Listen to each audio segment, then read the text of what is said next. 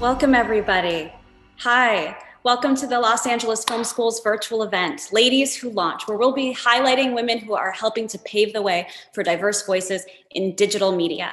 I'm your moderator, Marley Roberts, part of the directing faculty here at LAFS, and alongside my sister, co-founder of Cinemanas, merging cinema and sisterhood to write and direct film and television stories about identity, belonging, and the elusive American dream. Before we get into the event, I'd like to go over a few housekeeping notes. For guests, we will be taking audience questions at the end, but feel free to stay active in those chats throughout the event. Remember to select all panelists and attendees when chatting, so that way we can keep this experience interactive. Okay, let's get into it. Without further ado, I'd like to introduce you all to today's panelists. Our first panelist is Alexis Dirado. Alexis is an award-winning multi-platform journalist and producer. She currently leads Multicultural Branded at Buzzfeed, the leading independent digital media company with hundreds of millions of consumers around the world. From 2017 to 2020, she led Pero Like, the Latinx brand of Buzzfeed that's focused on woke, humorous, and culturally relevant video and social media. Prior to Buzzfeed, Alexis was also the managing editor of Upworthy, the media brand responsible for making meaningful stories go viral. And she was the editorial director of Flama, Univision's first English language digital destination designed exclusively for US-born Hispanic millennials. Welcome, Alexis. She was also selected out of over 8,500 candidates to become Alicia Keys' head blogger, and has also worked as a writer and editor for MTV, Martha Stewart, Latina, and Time Out New York. Welcome, Alexis. Yes, let's give her some love in the chat. Okay. Up next is Neca and Nora. Nneka is the head of development and partnerships for FBE. In this role, she leads branded and premium content development and packaging for TV and platforms. Prior to joining FBE, she was the director of digital development and production at Reese Witherspoon's Hello Sunshine, where she oversaw the development and production of social video and branded content for partners including Lexus, PepsiCo, P&G, and KitchenAid. She previously established Authentic Entertainment's partnership division and served as VP of multi-platform and partnerships.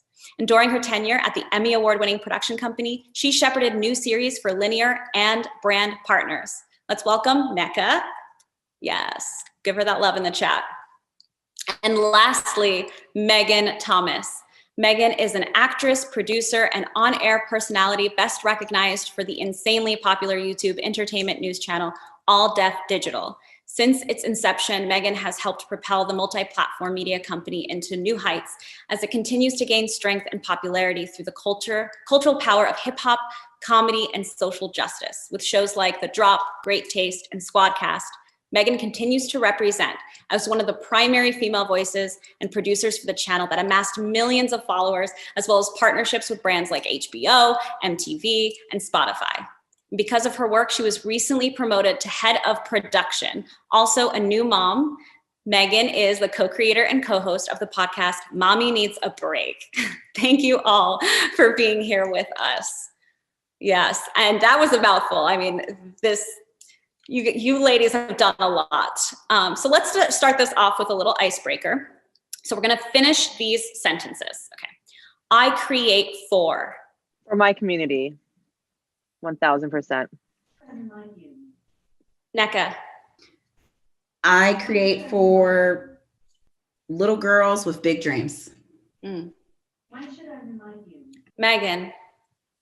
I create for those who don't have a voice. Okay. Second one, I represent blank. Let's go the other way. Megan. I represent boss chicks. Yeah. Okay. Nneka. I represent everyone with a story that has to be told. All right, Alexis. I represent all the people who were picked last in gym class, because that's who I am, especially all the people of color, my Latinos, my Asians, my Black friends, like just all those people, because it was very awkward. So for all the awkward people who are picked last in class for gym class, that's me. Yeah, relatable, for sure. So let's back up a little bit and learn more about you ladies before we hop into your rising careers. So how would you all describe what you do to someone who has never heard of Buzzfeed or AllDef or FBE? And like, tell us a little bit about your background and how you got into this. When people don't know Buzzfeed, I tell them it's an internet brand and we're like the voice of the internet. And then I'll mention Tasty or quizzes like, oh, I think I did a Buzzfeed quiz. I'm like, okay, so it's usually an older audience. And I led Fero Like, which is Buzzfeed's Latinx brand, from 2017 to 2020. And we reached great heights. We've won awards. Now we have 6 million fans across all platforms.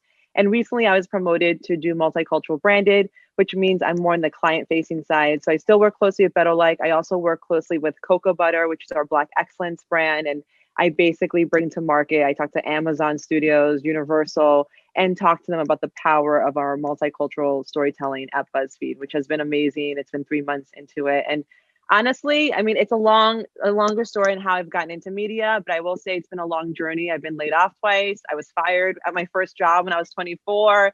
It's a lot of failure, but you just have to keep going and you have to just keep it moving. And, you have ups and downs. You've had some jobs that are so amazing and are such a dream job. You've had other jobs that are like kind of crazy and you're like, why am I here? I got to get out. But it's been a journey. Megan, could you give us a little bit about your background? I started off in finance. A lot of people are like, oh, you know what? I didn't even start off in this space. Okay. I thought people who were in entertainment were people who couldn't do anything else in life. And this is where they ended up. So I was always like, I have an Asian mom. So it was like, be a doctor, be a lawyer, be something respectable. Right. So I started off in finance and then I realized like, this is not what the Lord created me to do. Okay. I could do it. I could do the numbers, but it's not fun for me. So I went on this journey to kind of figure out what I wanted to do. And I ended up in radio. Then I ended up producing, and then I ended up at AllDef. I did a lot of hosting, and that's how I got my chance to host at AllDef. So when people ask me like, what is AllDef? And the short version is it's a comedy, it's an online comedy hub for urban millennials, basically. It's think of like new age Def Jam. This is like our version of comedy. It's mainly, African-American comedy, but it's also got this urban new age edge to it, mainly the internet, which wasn't around back in the day.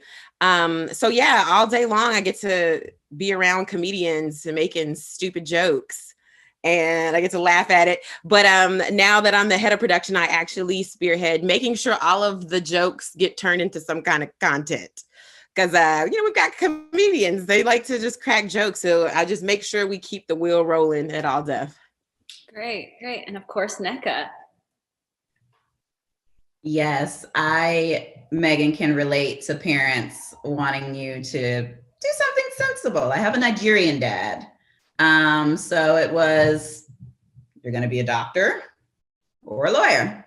And so I remember going to school for a business degree and secretly changing that to communications. And when I graduated, it just was, I got a degree. That was a fun conversation. It was very fun. True story.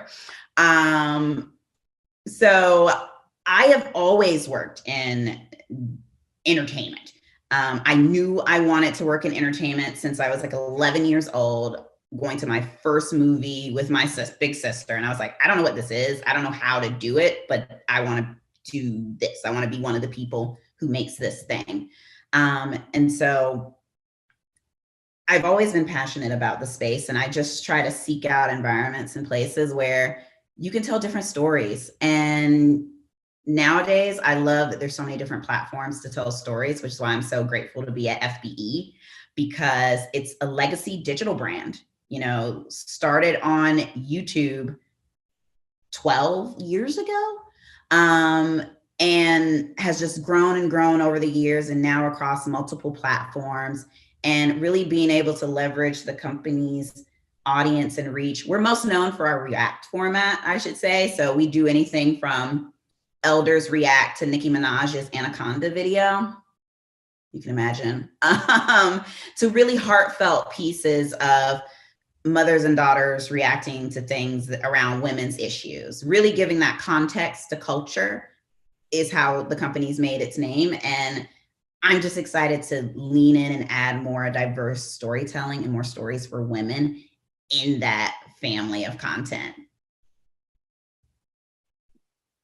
Wonderful. That's great, Nneka. So we know, we heard a little bit about if you've kind of planned or most of you haven't really planned to go into at least the path that you've taken. What is something that surprised you about about going into what you do today? And what would you say? I love that Alexis brought up this bit about getting fired and like failing. And sometimes we're so afraid to fail. So is there a moment where you felt like you learned from a failure that you'd love to pass on? Well, I would say going into media, going into entertainment, film, TV, it's a lot like dating, at least dating for me. I'm married now, so like a lot of rejections, a lot of like being the friend of the hot guy that I loved and he never loved me back. So I was kind of used to, kind of even joking about being picked last at gym class. You're kind of used to this rejection. I didn't realize it would happen so much in media.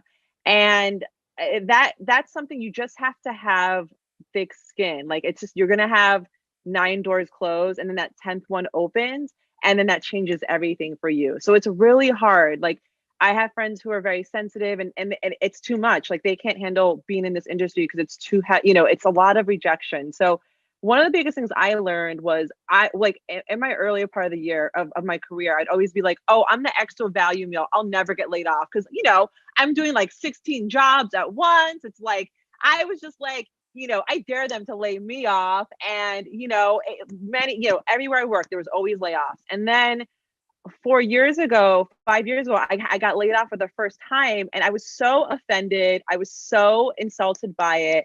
And someone said to me, Alexis, you don't take it personal. It's business. And I was like, oh my God, you're right. And it wasn't personal. It was just, they had to make a business decision. It was at Univision. They basically cut the video department, the editorial department, like the writers, and just focused on video. This whole pivot to video that like we did in the industry 5 years ago. So if you get laid off, if you don't get a job, I've cried so many times over jobs, like wasted tears because another job presented itself to me. It was such a better fit for me. So it's a lot like dating, a lot of rejection, but then you will find the right fit. And I think that's the big thing. And if you get laid off or you don't get a job, like don't take it personal. It was not meant to be at that place. You'll find a better job. Trust. Yeah, I want to piggyback off of that. Definitely don't get discouraged. I think that's probably one of the biggest things that I've learned. When I first started my journey in Hollywood, I had, I think, 4 jobs for 4 years. I didn't sleep much. I was doing everything from, trying to build up my reel, doing red carpets for free. I was booking, producing, being the talent, being the editor for like a show. Like I did everything because I just wanted to make sure I had all of my skills intact, and all of that, it was hard to do because I did it all at the same time. And I was making shakes at your local LA Fitness. So you might've saw me making protein shakes for you.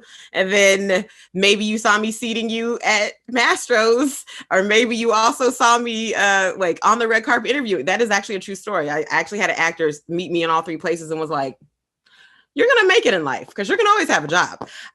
So I say all that to say, don't stop, because I was so discouraged for like 4 years. I was like, come on, I'm not that terrible. Okay. I see a lot of people working and I know I got something here. Right. But had I quit, I would have never made it to where I am now during those 4 discouraging years. I would have went back home to Kentucky where I'm from. Instead, I kept pushing and eventually something will shake. So I think that's the one thing, like, just keep going, because something is going to come out of your hard work. You just gotta keep going, keep it moving. It'll happen. I would say that failure comes with the territory. And if anyone tells you otherwise, don't listen to them. They do not have good advice. You cannot trust them. They are untrustworthy. Failure happens to everyone. You are not untouchable. the people you look up to the most have had some of the greatest failures. And what I try to remind even my team at FBE is that there's a direct correlation between failure and growth. You aren't growing unless there's been some serious hiccups along the way, because failure can be your greatest teacher. People don't get to a certain level in their career without having failed a certain amount of times. And it stinks. Don't get me wrong. Nobody enjoys it. It is a horrible experience when you are in it. It is miserable. And you are crying and there's snot and it's just ugly and you don't want to be around anybody. But it comes with the territory. And every time you fail, you're getting closer and closer and closer to that big win.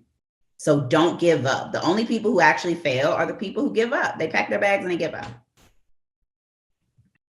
I want to commend all of you ladies for being so open and honest about it, because I think it's often taboo to talk about failure, right? We always have to feel like we're perfect, but that's not the case. And we're kind of breaking down those barriers right now, that failure is just a way to grow and move forward. I love that you said that. So thanks for being open about that. So how did you, what do you feel was the greatest contributor to getting your foot through the door? Was there a moment, or was it a series of moments? Women. That's a good one. I've got a story to share here. I had just moved to LA with no car, no job, nowhere to sleep, no family, not a penny to my name, because my mom was like, girl, I didn't want you to do this. You're supposed to go to business school.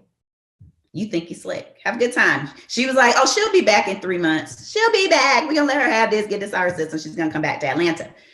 Women took care of me when I got to LA. Women who didn't know me. I slept on sorority sisters' couches who I hadn't met, but like, I remember being in like San Fernando Valley, and I had an interview at OWN in Beverly Hills, and I did not know how far away that was. And I had no car and I had no money. Literally an older woman, like who I had connected with through an internship the year before, got in her car in rush hour, drove all the way from the West Side, picked me up and got me to my interview in time. So looking out for each other, supporting each other, showing up when it really counts, like that is what saved me and what kept me here. Because individuals saw she's got the hustle, she's got the drive, but like anyone, she's new. She's early on in her career, and I hustled and I worked at temp jobs and some horrible experiences. Because you're new, you're fresh out of school in a lot of cases. And I just never gave up. And I had a support system reminding me always. I think it's really important to build that support system around you. You don't want people in your support system that are like, oh, you shouldn't do that. Or, oh, you should just give up. Or wouldn't it be easier to do this? Those people shouldn't be in your support system. They don't actually have your back. And sometimes I'm talking about your family members. Sometimes you love them, you keep them, but I don't need to talk to you or get advice from you on this topic because you think differently from me. I had to do all of that. And so every single time I think of someone who helped me in my first 365 days in LA in my career, women.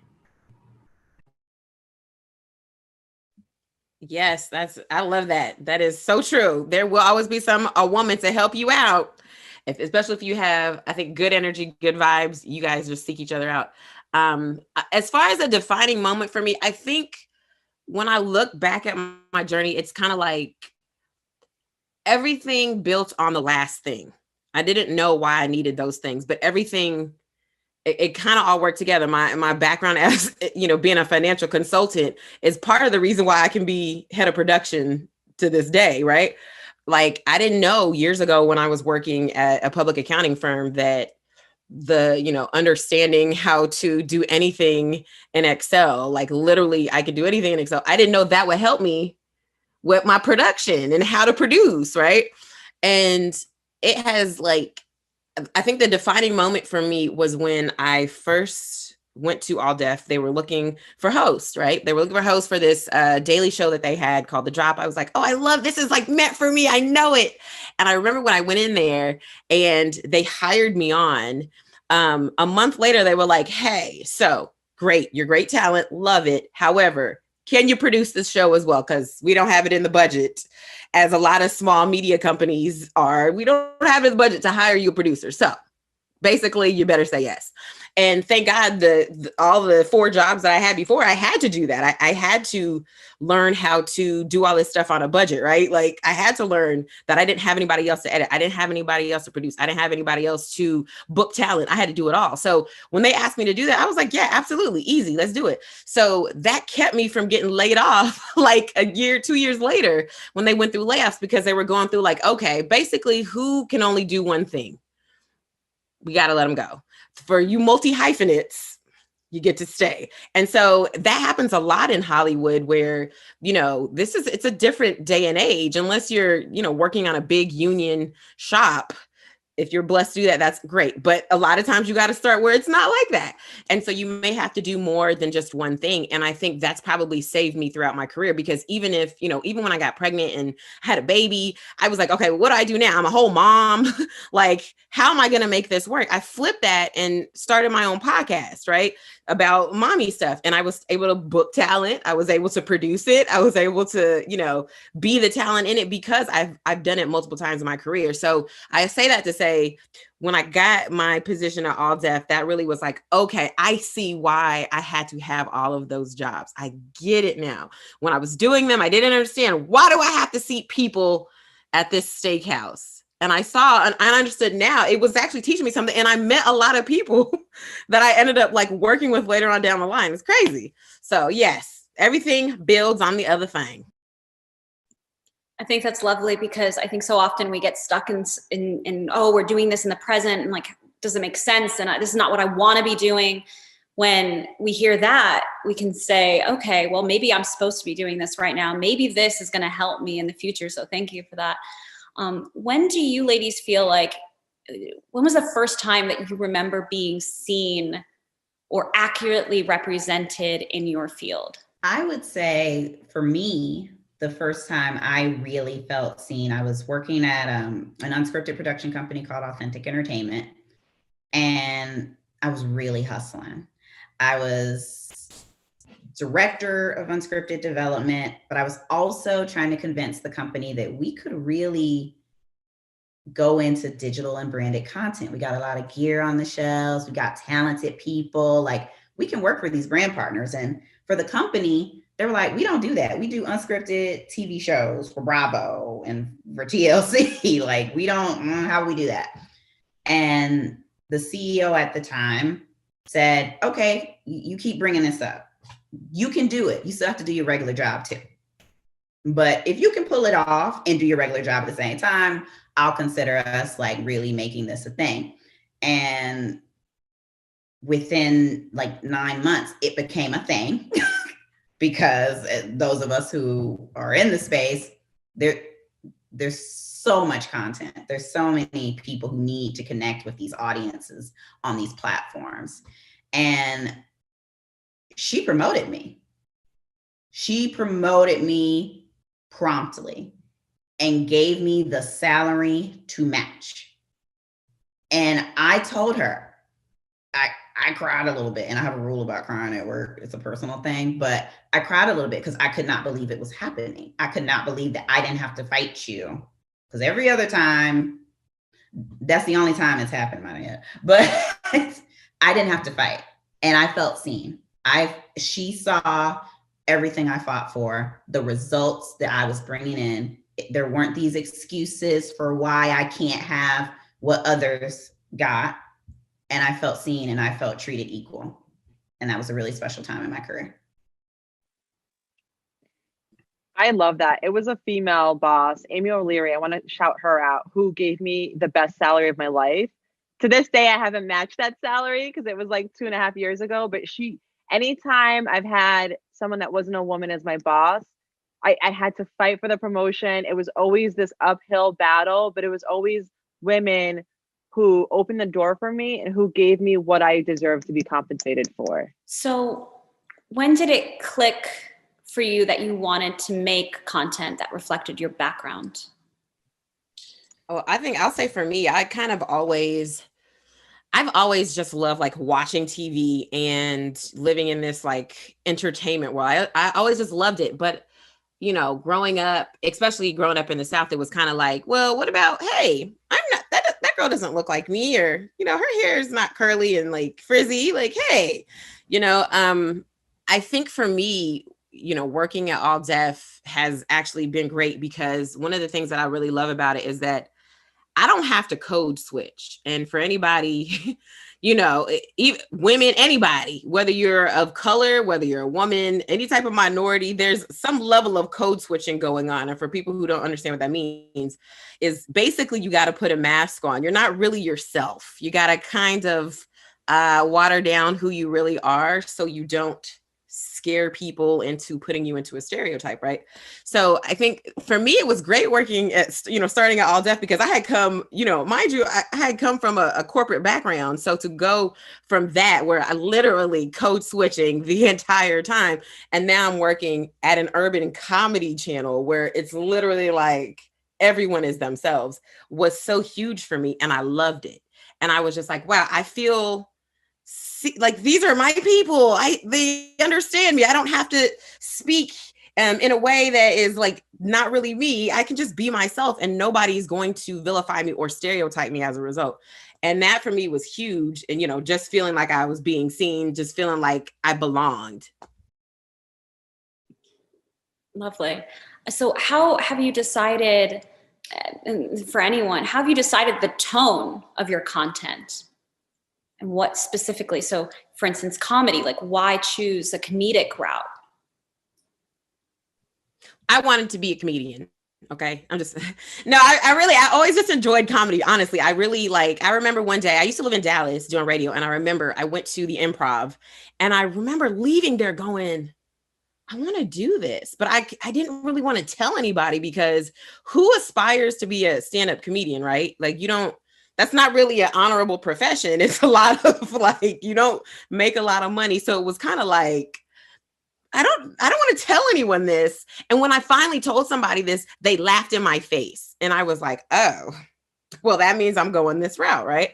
So, you know, what I do now, I work with a lot of comedians. I have done stand-up before, but I decided that stand-up comedy is not for me. I'll work with stand-up comedians.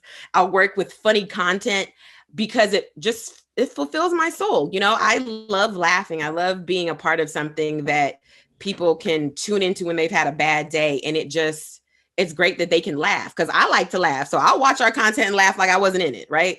It's just funny to me, and it's enjoyable. So that's why I like comedy, specifically that genre. Megan, I want a Netflix special from you. I think you're so funny. So I just saying, don't give up on the comedy stand up yet, okay? Thank you. Yeah, I'm sure the comments agree. I would say for Better Like, you know, when we launched, we had no idea what we were doing. We just stuck a bunch of things on a wall, and we're like, let's just see what works. At Buzzfeed, we love to look at the metrics. I'm sure at All Def as well. And, you know, like the same thing. You look at the metrics, you look at what's really resonating, like what's working, what's flopping. And based on that is how we define Better Like's tone. So 2 or 3 years ago, we actually finally defined the mission of Better Like, which is to entertain, you know, make you laugh, do bits, skits, inform, you know, which is all about like having these conversations about Asian Latinos, Afro Latinos, which we've been having for years before 2020.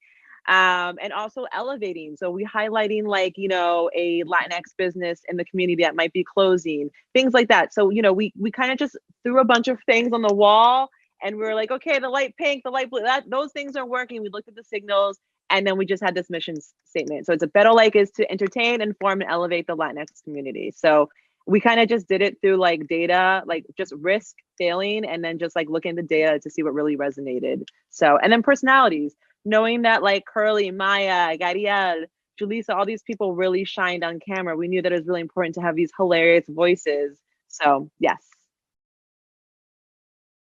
And has the pandemic changed your content creation at all for anyone?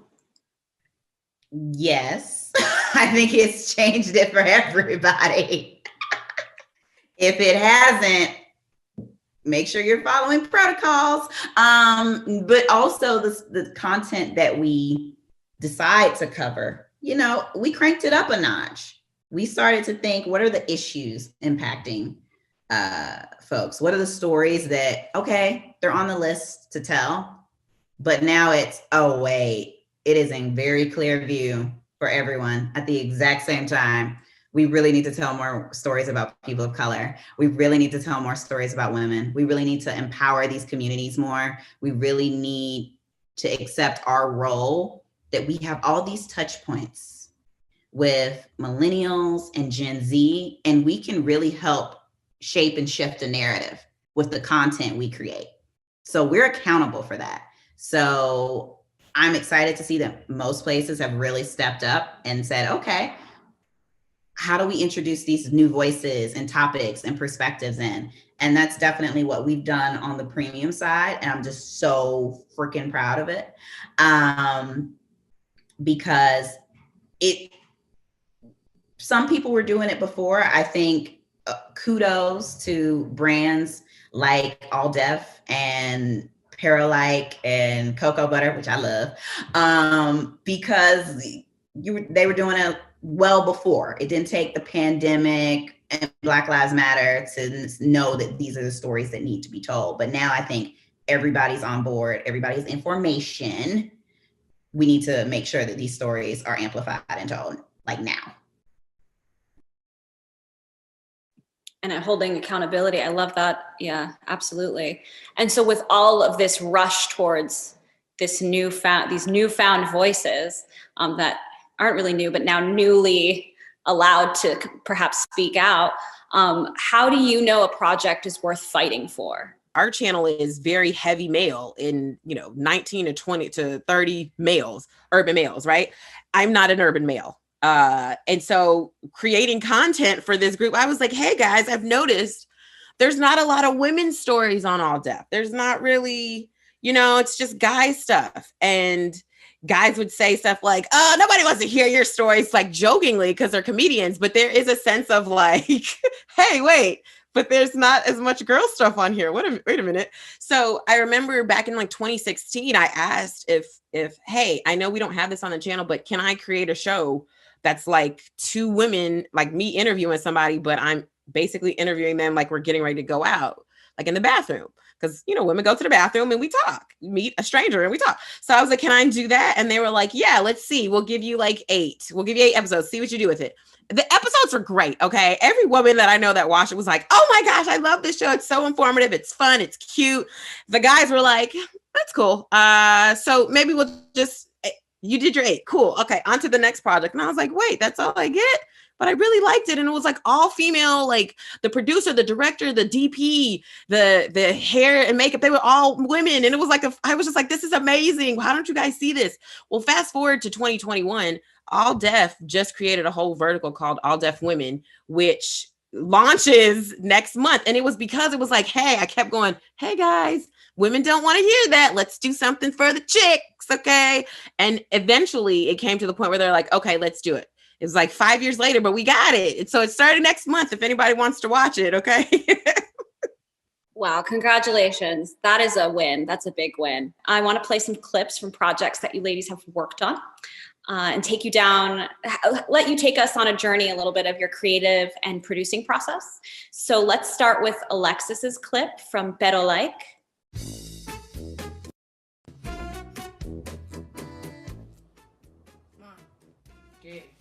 Patilla, me duele la cabeza. ¡Búscala ahí! ¿Tú sabes que yo pongo toda ahí, Andreina? ¡Búscala ahí!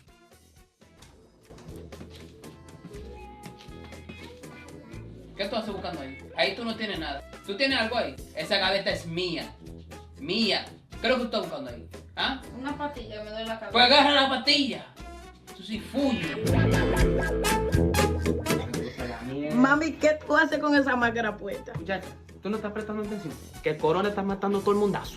¿Tú crees que yo voy a morir de corona? Por eso yo estoy haciendo un remedio para curarnos nosotros. Mami, pero la gente está peleando de que por papel de toilet. Esos son porque son americanos. O sea, allá en el campo tenemos periódicos. No agarra el periódico, lo estruja así y se limpia el culo. Pero eso va a doler. Eso no va a doler. Esto es más suave que el Charmin. Oíste, le pone un poquito de agua, lo estruje bien y ¡fua! Ahí estamos bien. Mami, ¿qué te está haciendo? Ma. ¿Qué? Limpiándome la nalga, coña. ¿Qué estás grabando? ¿Qué estás grabando? Porque tú no enseñas a la gente lo cochina que tú eres. Graba ese cuarto, ese cochinero que tú tienes, tu cuerpo sucia. Enséñale a la gente lo sucia que tú eres. Como tú quieres ver, como tú quieres ver. Ven, huélelo. Tú verás, cuando llegue tu papá, te lo voy a decir toda la mierda que tú haces. Me tienes harta, harta, harta.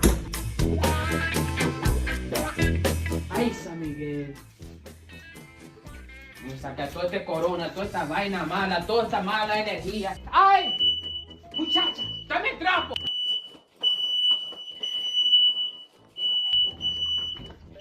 Que no se calla, que no se calla. Abre la ventana, haz algo. Dios mío. Ya cállate, cállate, cállate. I've been trying to do this video, but my mother keeps interrupting me. And it's just like, there you go. Haciendo un video, ma. Haciendo un video. Sí. En vez de estar limpiando el cuarto. Mami, ya yo lo limpié. ¿No lo limpiaste? Ok, enséñame el reguero. Aquí encuentro el reguero. Oh my God. Ven, a ver. Ven. Mami, pero ¿quién mueve cama? Yo muevo cama. Yo. Aquí va a venir cucaracha gracias a ti. Por mí no va a ser. Ah, por ti sí. Mami. Porque por mí no va a ser. Oh my gosh, that's hilarious. God. So relatable. With my Portuguese family, we always look at the Latinx stuff because it's so similar. So where did the inspiration come from, and what challenges did you have on that shoot? Well, oh my God. I mean, I was just looking at I have a 5-year journal, and I like a year ago today, Buzzfeed canceled all of our shoots. And I was like, what the hell are we going to do? Like, we all had to scramble, and it was so crazy to try to figure out what to do at the start of this pandemic. And, you know, we just had to figure out how to do things from home. So Gadiel was posting funny Instagram stories as a Dominican mom. And I was like, oh, let's post that on Instagram, do some sketches, do some skits and see if that works. And he did it with his sister. He was living with her. And we really wanted to hit on that aggravation of living with your savage mom. It doesn't matter if you're Latinx or Black or Asian, like people know that savage mom. And if you're stuck at home with her during a pandemic, it's an absolute nightmare, but it's also hilarious. So we really wanted to just hone in on that relatable experience. And also we just really wanted to make our audience laugh during these times of distress. It was it's still a scary time. And we really wanted to just bring them to laughter. So, you know, he put it on Instagram stories, and we posted on Instagram. Then we noticed that it did really well on Instagram. So actually that YouTube video is just a string of quick little Instagram videos that performed well. And it did really well on YouTube. It got like over 500,000 views on YouTube, which is great. There wasn't really a lot of issues with filming at home. It was more just like doing it, making sure that it was funny. It wasn't insensitive. It was still, the humor was still relevant during this trying time. But really, it was just one of those like grimy things you just had to do at home. You grabbed the wig with the rollers and you just kind of innovated from this really weird, dark place that we were all experiencing like a year ago. So. And whether it's this piece of content or another, do you ever feel scared that the audience, how they're going to receive it, if they're going to like it, or do you have confidence that they would like it? I mean, we just never know. I feel like the number one question I always get working at Buzzfeed is like, how do you know something's going viral? And you just don't. Like we did a video I produced with Bad Bunny 3 years ago that went really viral. It became a meme. It was him doing an interview with bunnies on his lap. It was for Easter. It was like 2018. It was all over Twitter. It's so cool. And then we just recently did an interview with him in the fall. But now he's like, I love him, but he's too big now that he's like J-Lo. He's only doing audio interviews. Like he's not doing on camera. Like y'all know what I'm talking about, right? So like I was like, okay, like let's be innovative and do an animation with Bad Bunny. And like we did this really cool animated thing with Ugly Primo, who's this really cool illustrator animation guy. And we were like, oh, it's Bad Bunny, baby. Like, it's going to do so well. And it didn't. So you hope that it does well. You have high hopes, but you also like have to, temper your expectations. Because something like the, Dominican mom in quarantine, we thought it was so funny and great, but we didn't think it would go like hella viral. And something like Bad Bunny, we thought that was going to go hella viral, and it didn't. So it's like a give and take. And then when we're talking about like intersectional content, at BuzzFeed, we have this group of people that review videos to make sure that they're tonally appropriate, that like we're not being insensitive. So that's really important too, that we make sure that we're being mindful and intersectional. We're not using any insensitive language or like we're using any false information or anything like that. But it's a give and take, Doing it responsibly. That's great. That's great. Yeah. And as Nneka said, holding accountability, which is great. All right. So up next, let's show Megan's clip from All Deaf. I'm going to use tomorrow as my sick day for the month, but I'm really going to sleep in and eat cereal all day. Mm-hmm. My buddy works for Chocolate Crunch cereal, and I'm guessing we can actually get a brand deal if only we could get the marketing report by end of day. Oh, that ain't nothing but a word. I'll get that to you by EOD. Thank you. Yo, if she gets me free cereal, I'll be indebted to her for life. Cereal. This doesn't sound like anything regrettable. I hope he's happy. You know what I find real funny? Oh gosh, here she goes again. The next thing she says isn't gonna be funny at all. I got 5 on her. I'm getting so sick of y'all. You're getting on my nerves, and I'm about to get angry. Yep. You're right. But Megan is the smartest person here. How'd we make her this mad? Ah! She just blew all of our cover. They gonna for sure fire me now that they know I'm stupid. I wonder if I should make another profile on the new app Chicken Tender. No to hear, you should not. What's happening? Oh, I forgot to tell her that Kev is promoting her to lead producer. And everyone reports to her now. Probably a weird time to bring that up. Guys, I was just joking. Like, you don't have to worry about that. I'm not angry or anything like that, right? Pat, I just want you to know that I got some great templates for you for dad jokes. Thanks, man. Appreciate it. And Doughboy to hear. Don't even worry, because my contacts over at News for Views got y'all on All Deaf News. Oh, we could use that. Hey, man. Why would you go I don't know why you doing it. Yo, this is actually perfect timing. I meant to tell you this earlier, but Kev actually promoted you to head producer, so we're actually all answering to you now. Oh, hey. She can shoulder the load. Congrats, man. You're not answering to me. We'll just keep open the line of communication, okay? Sounds good. Hey, let's get some months to celebrate, man. On me. Hey! Not you. Oh, okay, see, that's how you always do your boy. You feel me? What was that long pause when she was looking at us? Oh, that was strange. That's great. Oh, so how did that concept come about? That was so funny because I have not seen that in a long time. I was like, wait, what is this? That actually, so we have a show called Inside the Office. It's actually our only scripted show. It's basically if The Office moved downtown and had a lot of urban kids in it. That's what that show is. But it's for that, that actually was a sponsored episode by the movie What Men Want. And so we did like a little skit based on that actual show. The actual movie where I could hear the men's thoughts. So that's how that idea came about. But that show in itself is that's actually one of my favorite shows on All Deaf, which is just Inside the Office, because of it really came about because we were like, let's just make fun of ourselves and let's just make a satirical show about what we do every day, because people will always be like, I want to work for All Deaf. It seems like so much fun. It's cool. We're like, it is, but like, it's still a job. So we just people always wanted to know what we did in the office. So we're like, hey, let's just make a whole series about it. So that's how the series came about. And what kind of technical challenges, if any, did you have with this as a producer? Oh gosh.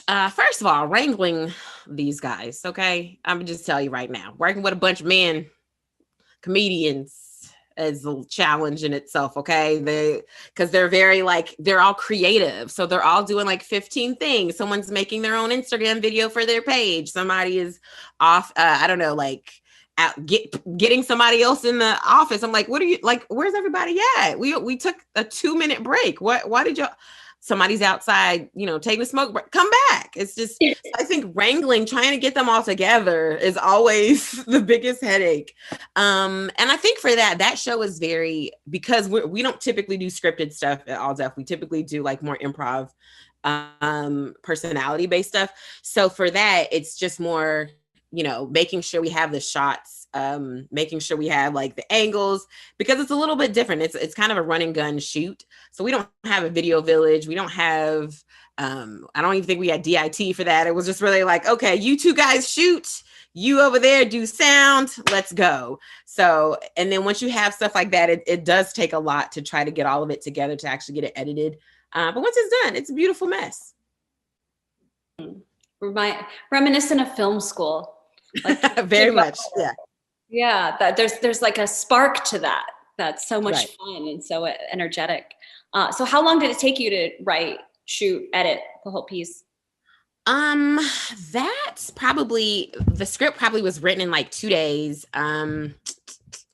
The shooting a day, editing probably another day or two. So less than a week for us. Wow, great turnaround.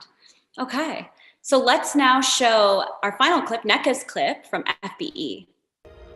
I think for sharing my meals with you and with my sisters, like, I think it comes to the fact that, like my grandmother, my love language is acts of services. So I'll cook and I'll have meals with my family. And I feel like all these conversations we have at this dinner table, man, like, it's insane.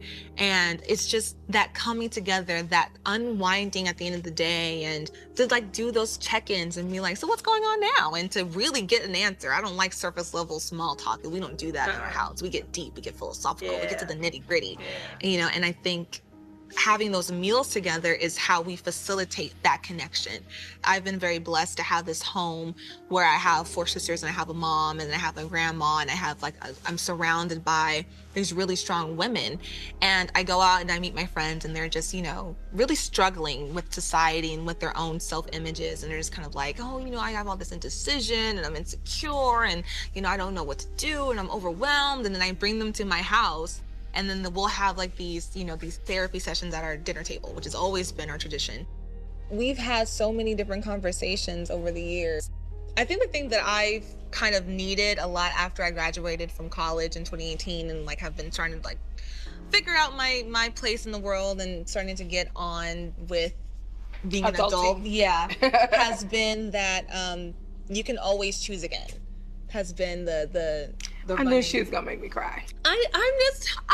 Well, anyway, I'm just gonna keep going. Yeah, just I think for me, it's been like that fear of making a choice that you feel like it's a permanent choice. And so, you know, it felt that way when you're going into college and you're choosing a major, and then it feels that way when you pick a job, and that freedom of being like, you can choose again. Like, you can have that knowing that mom is always going to be there to support you and love you no matter what choice you end up making. It's all going to work out just fine. It's going to work out, yeah. It's all going to work out. That's beautiful. How long did it take to get this project greenlit? Oh, Lord. Sorry, it took a minute.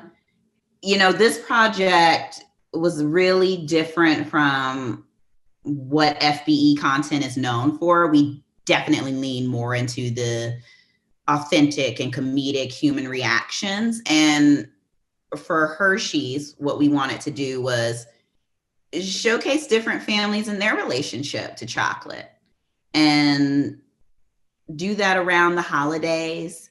And we had to get these really meaningful stories. When people think about food, there's a nostalgic and emotional feeling, especially when you think about your family. We really wanted to play into that. So it took a beat, frankly, to convince them that we could pull it off, and that we could do the casting, because those are real stories, real people. And that we could tell unique enough stories. That story was around red velvet cake, sort of the Southern mother-daughter dynamic, which is beautiful. And then we did another one around chicken mole, actually, with these 2 dads who are in a partnership, traditional Mexican families, but they came together to form this partnership, this very progressive relationship. And the way they stay connected to their roots is this mole recipe that they fused together with both of their moms. And it was just really beautiful to tell those stories and to connect it to chocolate, and to really show this very American brand, this mainstream American brand, and show, hey, there's something in this chocolate bar for all of us. It was really fun, but it took several months. Wow. Several months. Wow. And were there any logistical challenges working with the talent or working with a budget? And could you speak? Well, we shot it in the middle of a global pandemic. So that was fun. Lots of COVID testing and protocols, and that, let me tell you this, shooting in a global pandemic will blow your budget. It is not cheap, but you have to keep everyone safe. And we changed the creative. The creative was supposed to be the whole family. And we decided we need to minimize who's on set, even talent on screen, even because everyone's an adult, so they all aren't living in the same exact household. And then there's a quarantine period. So there were definitely logistical challenges. Our shoot day, because you have to do all these cleanings in between different things. So you actually don't have as many hours to shoot because you still got your crew there. They still got to wrap out when they got to go, whether you're cleaning something or not, even down to how our food and craft services worked. Everything was individually wrapped. There were no open bag of potato chips that everybody could dip their hand in. It was, I'm grateful that we did it because we wanted this to release in December around Christmas. It was a massive learning for the entire team. Yeah, there's the budget and then there's the COVID budget. We're in development for our next feature and we're doing the same thing, and looking at the numbers, it's scary. It's just like, it's like, okay. And then there's the schedule and then there's the COVID schedule too, right? So speaking about money, let's talk about having a seat at the table. And we know a lot of students are content creators who want to get paid for their work coming out of school. For someone who's just starting out, how do they get paid? Any tips? Well, I would say if you're doing your own content, you have the tools to get paid from day one. Just put your stuff out there. For example, YouTube starts monetizing after 1,000 subscribers. You can get that in a month if you post something every day on YouTube. Okay. It's not that hard. Now, to get the type of money to maybe like sustain and support yourself may take a while, depending on how quickly you grow. But the more consistent you are with posting, the quicker that comes. And I think people just get lost and they get tired and they go, you know what, I'm tired. It's not going where I thought it would go. So then they just give up. Instead, if they had just kept posting every day, more people would see, the algorithm supports like a lot of posting. So keep posting, because then more people will see what you're doing. And then, obviously you'll be able to monetize quicker. I think people are always waiting for somebody to give them the green light. But the beautiful thing about 2021, this day and age, you can green light yourself. Okay. Now you're gonna have to do a little more work, because now you got to come up with the concept. You got to come up with the creative. You got to edit. You got to post it. You got to do all that. However, you can make it by yourself. You don't need us. You don't need any of our outlets. Actually, you could do it for yourself. So I think for that, if you want to make money, just start doing it. Just start now. Use your phone. Every phone has a camera. Well said. We have a few more questions and then we're going to open it up to the Q&A.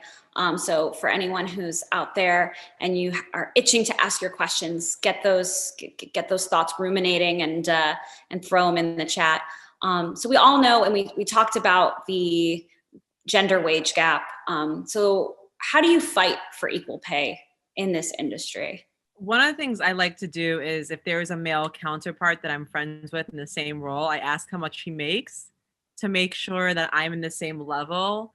And, I think that's an important thing, is to be transparent about your salary. I know people in BuzzFeed management and me as a manager, I was fine with it, but they get mad when people talk about their salaries.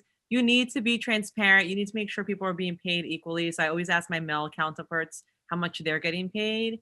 And so that transparency is really important. And then I also, when you work for a full-time job, people, I think, scramble when it's promotion time, you know, like at the end of the year, they're like, oh, here's a big document of everything I've done. You have to start planning out the whole year in advance. So let's say in January, you meet with your manager, and hopefully they're a good manager. There's a lot of bad managers out there, bosses, but you say to them, what are the goals that I need to achieve to make sure I get a promotion in December? You know, so you go to January 2021, what are the goals I need to hit? And you work on that plan with your manager. So then you're not scrambling in November, like, oh, I want to get a promotion next month. What, like, let me put together all these things. No, you've been working on it all year. You have a game plan, you have receipts, you have your accomplishments, you start tracking them on a Google Doc. So I think like having those candid conversations up front with your manager about what you need to achieve to get a promotion and what the steps are, and thinking ahead, planning ahead. I just had a meeting with my boss today about my promotion, which should hopefully happen in July. We're already planning everything out. So thinking ahead is really important as well. And unfortunately, you just have to advocate for yourself, show receipts, show all the success, all the money you brought in through passive revenue from a YouTube video or a branded deal, or whatever it is. You have to show receipts too. You know, it's hard, and sometimes you have to do a presentation. I've done that before. But most of these companies don't give you a promotion on a platter, unfortunately. So you have to be strategic, think ahead, ask around, ask for transparency, and get that money. That's a great idea, Alexis, because you're also getting it into their minds that you're going to be expecting that promotion because you're going to hit all those targets. So it's already kind of preemptively saying, hey, what can I do to be on track for that promotion? Because I'm going to get one, which is great. So $1 million question. We've talked a little bit about this already, but if you would come up with one way right now that you can help to shape female voices and female-driven narratives in digital media, what would that be? I would say it's because there's so many amazing and talented young people with a phone who are putting this great content out there. I think it's a matter of advocating for them to be compensated when they hit those targets in terms of, oh, you have like 12 million TikTok, like on TikTok, like, okay, you need to be compensated no matter what your background, because we know there's been some discrepancies there. I think it's women continuing to advocate for other women in our field, speaking up, being transparent with each other, sharing salaries amongst each other. I think those are key ways that we build on this momentum that I think is really, really taking place right now. Great. And then finally, one piece of tangible advice that you wish someone had given you, whether that's for your taxes, joining a union, getting an agent, hiring a lawyer, anything. I'll say learn how to make an invoice. Okay. I don't know why this is hard. Okay. I've dealt with so many people. There's 1,000,001 invoice templates on the internet, y'all. Learn how to make an invoice. I say that to say, take care of your business, because at the end of the day, this is show business. No matter if you want to direct, if you want to produce, if you want to be talent, yes, you have to have some form of talent to do what you're doing. But you also need to take care of the business, because you cannot get paid if you are not sending invoices. You cannot get paid if you don't fill out the paperwork. You need to make sure you get your W-2s and your 1099 so that you can pay your taxes, because the IRS don't play. They will put you in jail. So make sure you got to take care of that stuff, you know, and that it doesn't matter who you are, you still have to do that. So make sure you're taking care of the business side of whatever it is that you're doing. And if you're not good at it, then you need to make a budget and hire somebody who can do that for you. Either way, you've got to take care of the business portion. So make sure you're doing that. That's all really good. I would also say, so my dad's a chauffeur. My mom was a housekeeper. She's a nanny now. So I didn't grow up financially savvy. And I didn't know what a 401k was when I first started my full-time job. I'm like, what is this? Like, I won't be 65 forever, whatever. I was so dismissive about it. I didn't get a 401k until I was like 27. I really regret that. So whatever job you get, if there's a 401k and the company matches it, I know it sounds weird. Like, what is this? Just do it, match it. What other company? Just match it. Talk to your financial accountant friend and they'll figure it out for you. That's what they did for me.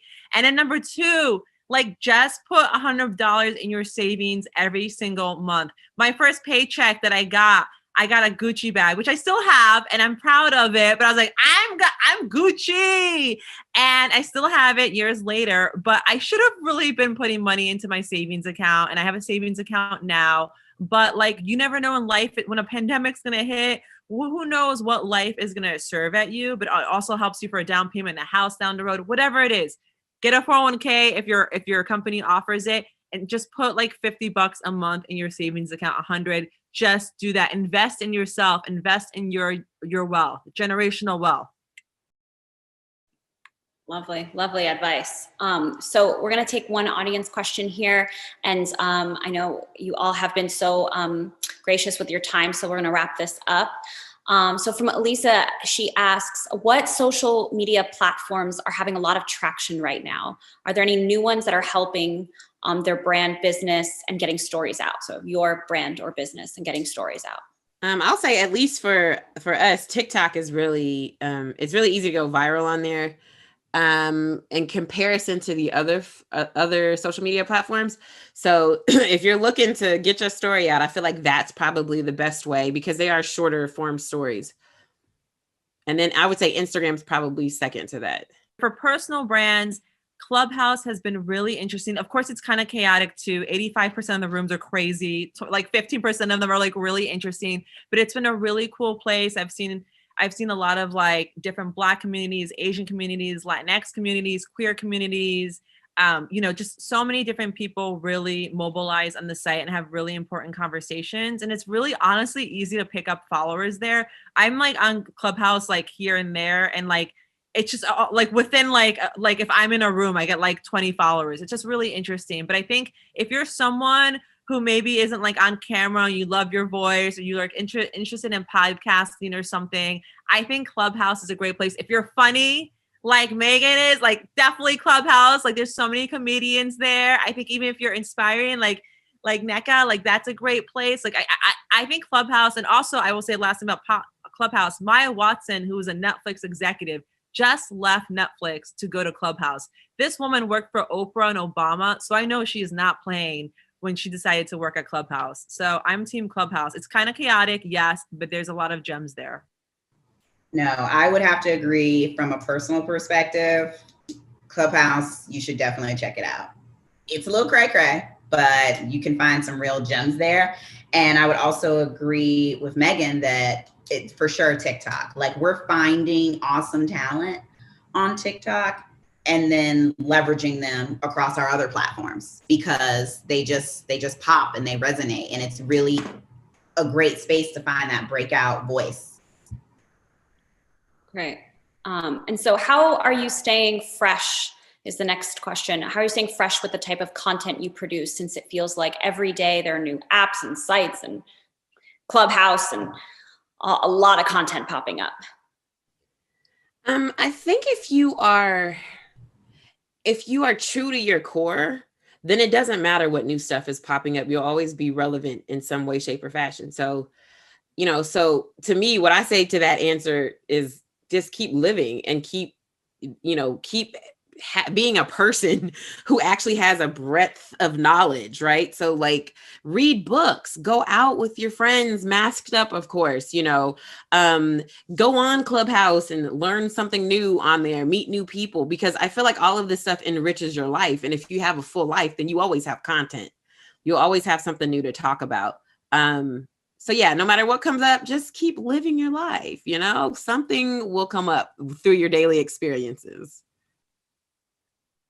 I love that. Plus one to everything you said, and own that you can't be the best on every platform. Like not everyone is the Kardashian family with 1 million people that work for them. So like for me, I love Clubhouse. I love Twitter. I'm more into a place with audio and words. Those are my strong suits.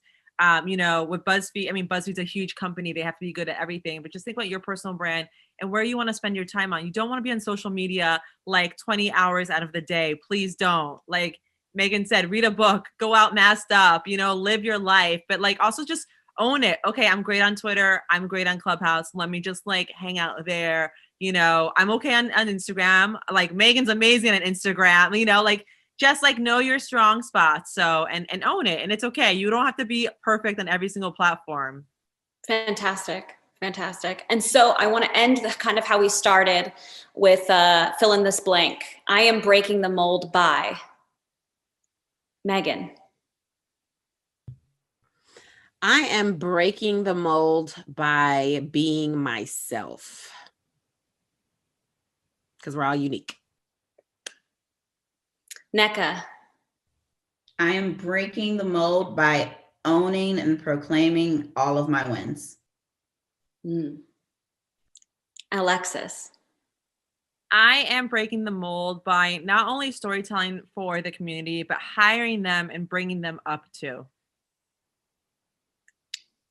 And I am breaking the mold by surrounding myself with a lot of wisdom from you wonderful ladies. So thank you so much for your time. Thank you to the LA Film School for hosting this event, for everyone here and your great energy in the chat. It's always helpful to read as we're going along. Give the ladies some love, and hopefully we'll see you at our next event. Take care. Bye, everyone.